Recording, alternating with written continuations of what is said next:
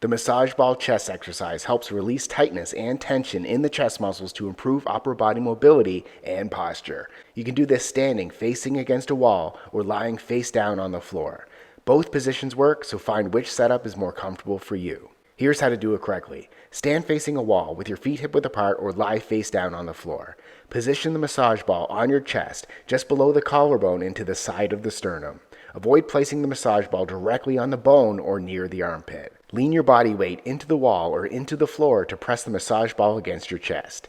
Adjust the pressure to a firm but comfortable level. Slowly roll the massage ball in small, circular motions or up and down along the muscle fibers. Focus on moving from the center of your chest toward the shoulder, spending about 30 seconds to 1 minute on each side. If you find any tight or tender spots, pause on those areas and apply more pressure. You can perform small circular motions or hold the massage ball in place to release tension but avoid causing sharp pain. Adjust your body angle slightly to target different parts of the chest muscle, especially around the upper, middle, and lower areas of the chest. Repeat the same steps on your other side. Subscribe to get a new exercise video demo every day.